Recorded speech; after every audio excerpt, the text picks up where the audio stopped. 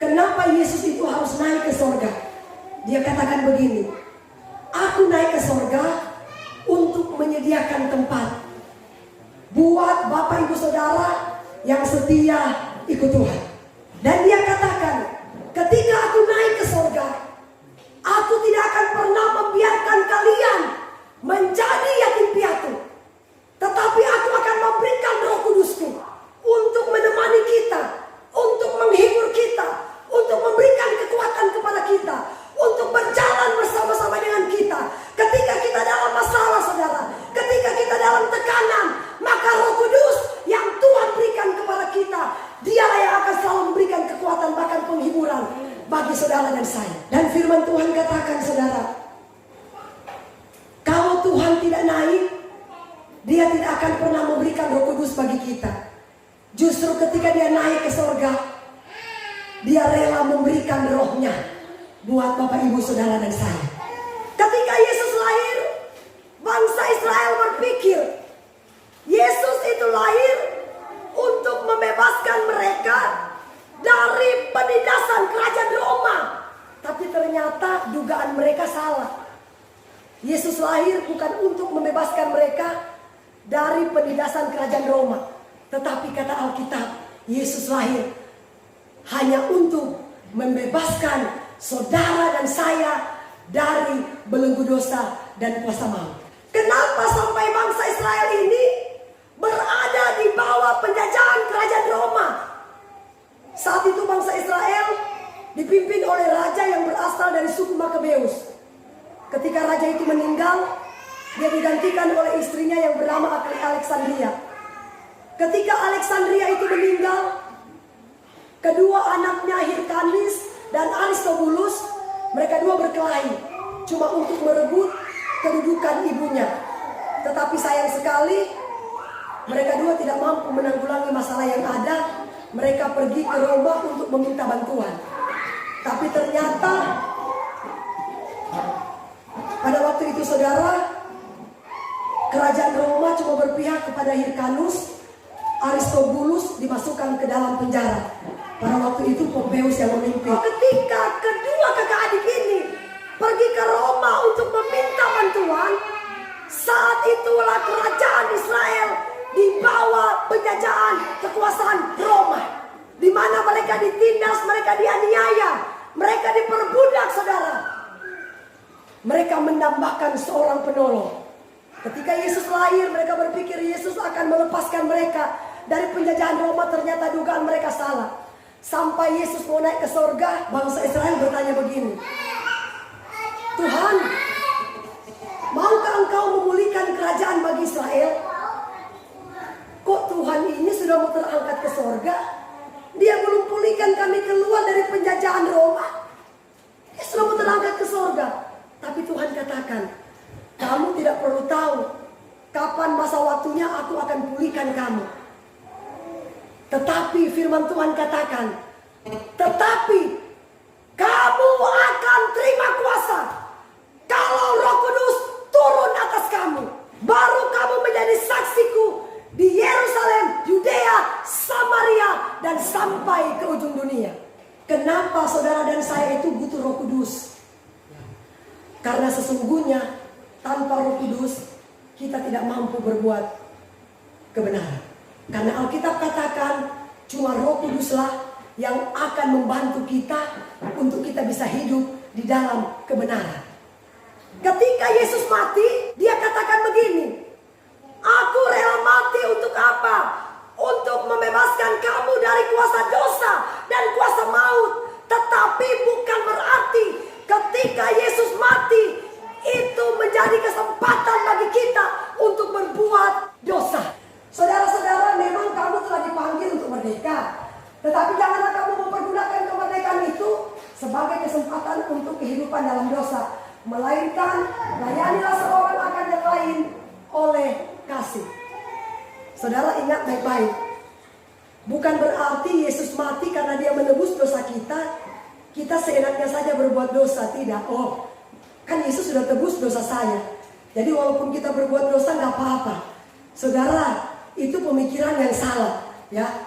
Alkitab katakan begini, saudara, bukan bukan berarti dia mati kita bebas melakukan apa saja.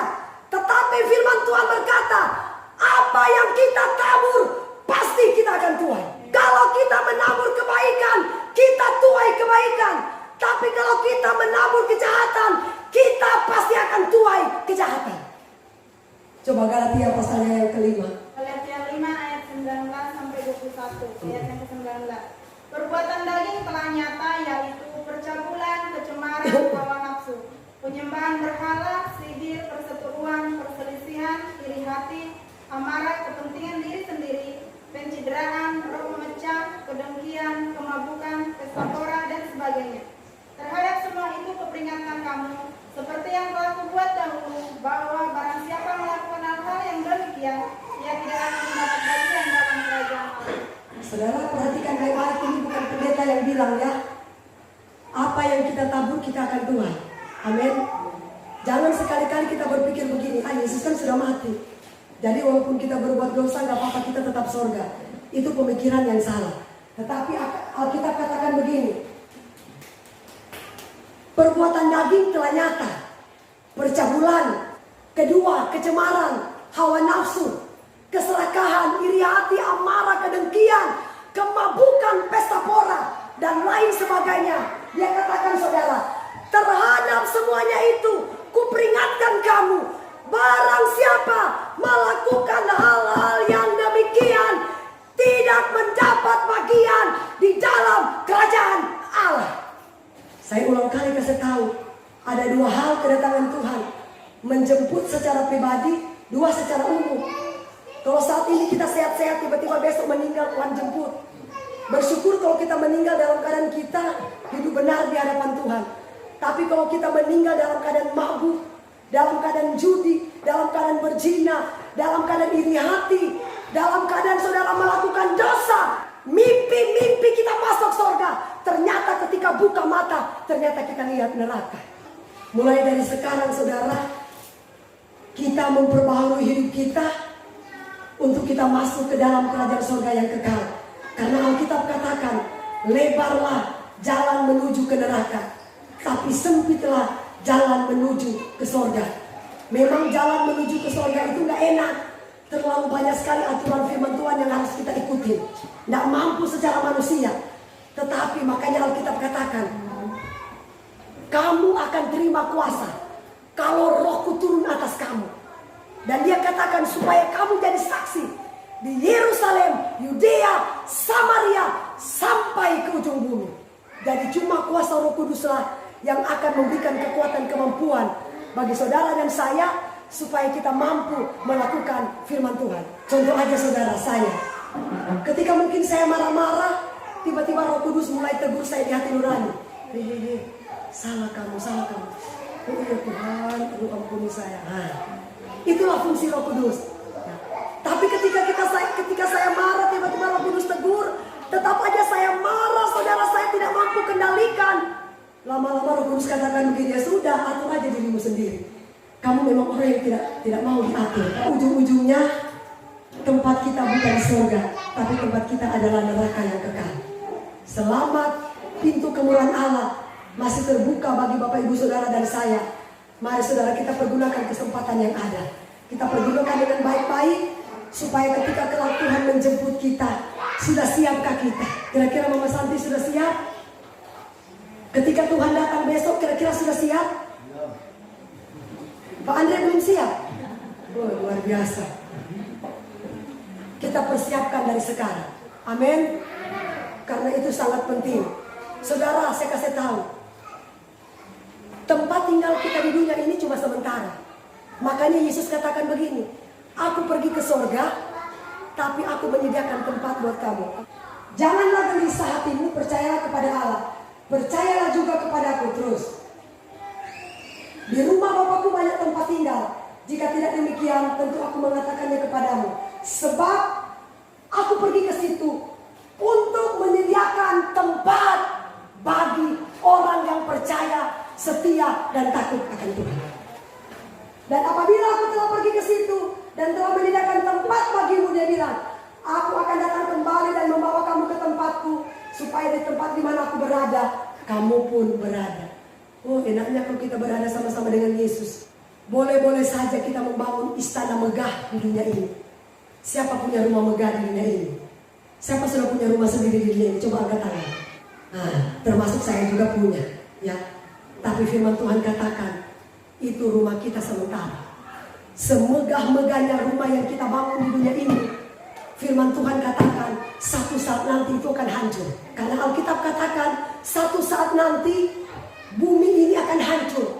Beserta dengan unsur-unsur dunia akan hangus lenyap.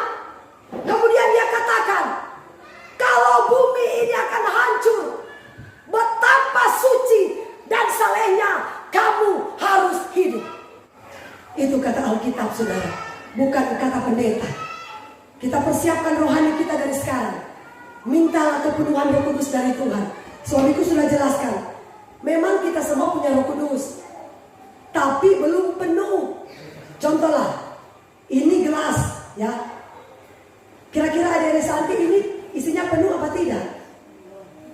Kalau saya kasih keluar semua tisu, kira-kira kosong apa?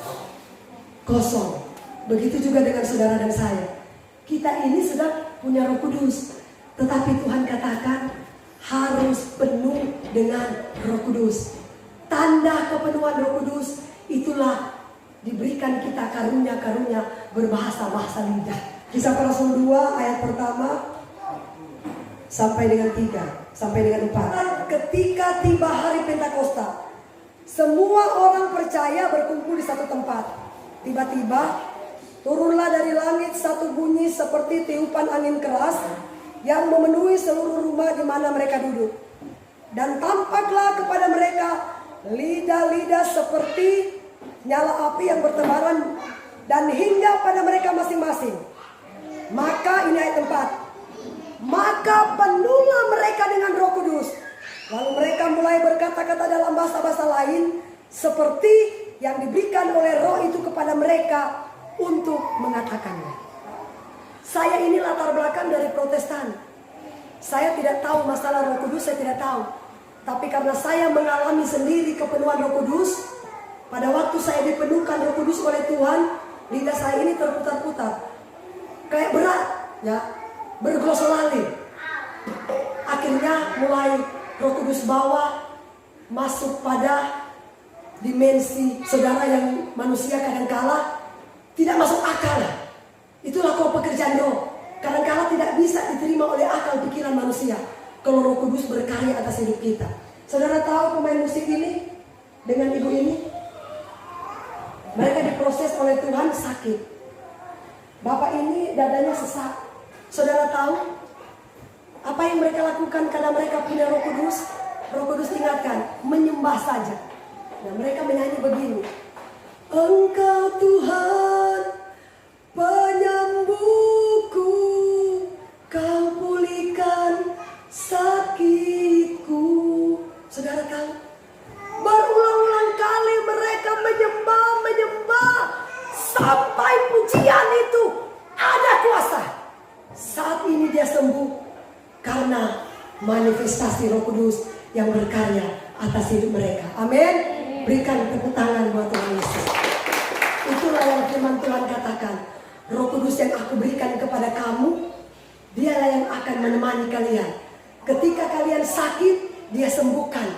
Ketika kalian mengalami tekanan, dia akan memberikan kita kekuatan. Ketika kita mengalami masalah, dia akan memberikan kita jalan keluar. Itulah fungsi Roh Kudus dalam hidup saudara dan saya. Amin. Yang pasti tanda kepenuhan Roh Kudus, itulah kita diberikan bahasa-bahasa yang baru. Saudara, kemudian ayat selanjutnya katakan begini. Mereka kan pergi menginjil ke satu daerah. Tiba-tiba mereka mulai berbahasa, bahasa Partia, bahasa Elam. Tiba-tiba orang Partia katakan begini. Loh, kok mereka itu kok? Mereka kan bukan orang kita. Kenapa mereka kok bisa pakai bahasa kita? Saudara, saya kasih tahu, itulah fungsi Roh Kudus. Contoh, saya pergi menginjil, Tuhan utus saya pergi ke Eropa. Contoh, memang gak masuk akal, saudara. Saya tidak tahu bahasa Eropa. Tiba-tiba saya menginjil pakai bahasa Roh. Ya, saya mungkin mulai berbahasa Roh. Ternyata, ya, bahasa yang saya pakai itu bukanlah bahasa roh sembarangan, tapi itu bahasa Eropa yang dimengerti oleh orang Eropa. Berikan tepuk tangan buat Tuhan Yesus. Makanya saudara, Alkitab katakan begini, di akhir zaman ini akan terjadi peraipan hamba-hamba Tuhan. Ya. Maksudnya peraipan begini, ketika kita menginjil satu daerah, tiba-tiba satu daerah itu tidak mau menerima kita. Mereka membunuh kita, contoh. Tiba-tiba sementara kita menginjil, Tuhan raibkan kita seperti Filipus, ya, diraibkan dia menginjil di Gaza, Tuhan raibkan dia ke Asdod. Itu akan terjadi di akhir zaman. Itulah fungsi kuasa Roh Kudus dalam hidup saudara dan saya. Dan ini saudara bukan karang-karang, semua ada bukti-bukti ayat Alkitab. Mereka kan orang Yahudi, kok mereka bisa berbahasa Partia, bisa berbahasa Elam, bisa berbahasa Makedonia. Pokoknya berbagai-bagai macam bahasa mereka kuasai. Karena apa? Karunia bahasa roh. Itulah fungsi Roh Kudus. Kemarin waktu kami menyembah, Tuhan penuhkan Roh Kudus buat istri Frit. Tiba-tiba lidahnya mulai terputar-putar. Kan menyembah, haleluya. Tiba-tiba dia, aduh, dia nggak bisa kendalikan lagi. Saat itu juga dia dipenuhkan Roh Kudus.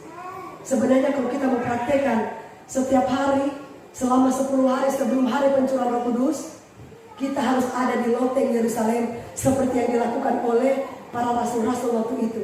Harus ada di gereja berdoa, minta ketuanan Roh Kudus supaya kita mampu menghadapi setiap masalah ujian, tantangan yang kita hadapi. Amin. Jangan takut, jangan gelisah hati, karena Yesus sudah naik ke surga. Tetapi dia katakan, dia akan memberikan Roh Kudus kepada kita, supaya Roh Kuduslah yang akan bersama-sama dengan kita, menemani kita, memberikan kekuatan, bahkan memberikan pengharapan, memberikan jalan keluar bagi setiap masalah apapun yang kita hadapi. Amin.